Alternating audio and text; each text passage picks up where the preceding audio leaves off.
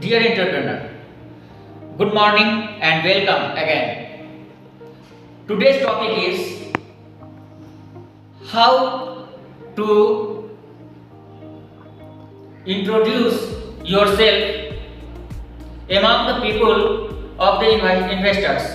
मेरे कहने का तात्पर्य है दर्शकों कि आप अपना जो स्टार्टअप्स है, अपना जो इनोवेशन है, सबसे पहले तो दर्शकों ये जानना जरूरी है कि what is creativity and what is innovation.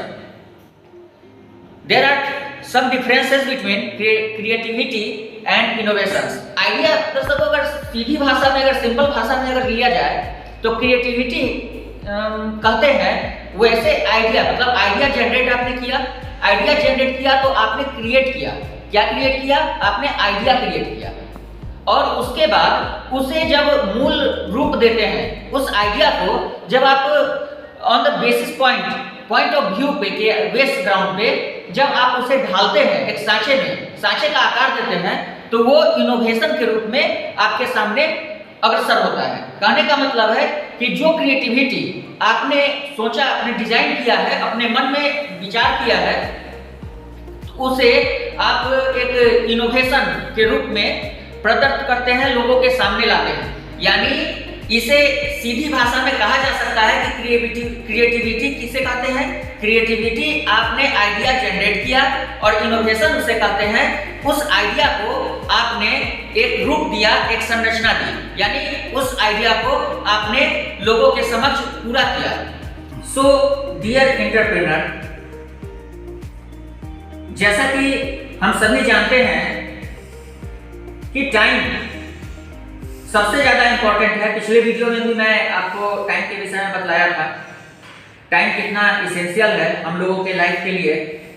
Point of view में सबसे ज्यादा इंपॉर्टेंट ये है कि आप अपने स्टार्टअप्स को, जो आपका स्टार्टअप्स है, सबसे पहले आपको कॉपीराइट अपने स्टार्टअप्स का करवा लेना उचित बनता है. यानी अगर आप अपने स्टार्टअप्स को कॉपीराइट करवा लेते हैं तो सबसे ज्यादा बेनिफिशियरी ये है कि आप उसे प्रोटेक्ट कर सकते हैं. आप अपने स्टार्टअप्स को, अपनी क्रिएटिविटी को आप प्रोटेक्ट कर सकते हैं.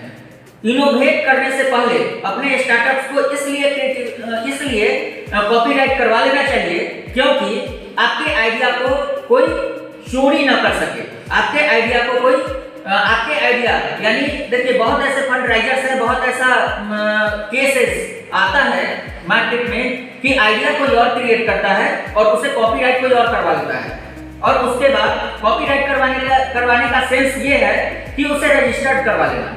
यानी अपने आइडियाज को, अपने क्रिएटिविटी को जब आप रजिस्टर्ड करवा लेंगे तो रजिस्टर्ड करवाने के बाद आपका जो आइडिया है वो कंप्लीट आपका हो जाएगा.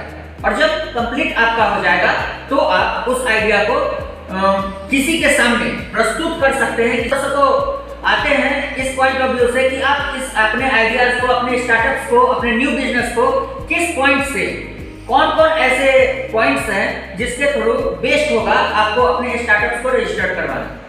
इसका 4 पार्ट है लगभग. एक्चुअली ऐसे तो बहुत हैं, लेकिन जनरली जो कहा जाता है इसमें 4 हैं. जैसे एक प्रोप्राइटरशिप है, एक पार्टनरशिप है, एक एलएलपी है और एक प्राइवेट लिमिटेड कंपनी है. आने वाले वीडियोस में चर्चा करेंगे कि आपको प्राइवेट लिमिटेड में क्या प्रॉब्लम है, प्रोप्राइटरशिप में क्या प्रॉब्लम है आती है, advantage and disadvantage of proprietorship, partnership and private limited company. तो न्यू स्टार्टअप्स के लिए बेस ग्राउंड आपको आने वाले वीडियो में बताएंगे कि किस ढंग से आप अपने न्यू स्टार्टअप्स के लिए प्रोप्राइटरशिप फर्म आपके लिए बेस्ट होगा, प्राइवेट लिमिटेड फर्म बेस्ट होगा, एलएलपी बेस्ट होगा या पार्टनरशिप बेस्ट होगा. तब तक के लिए धन्यवाद, नमस्कार.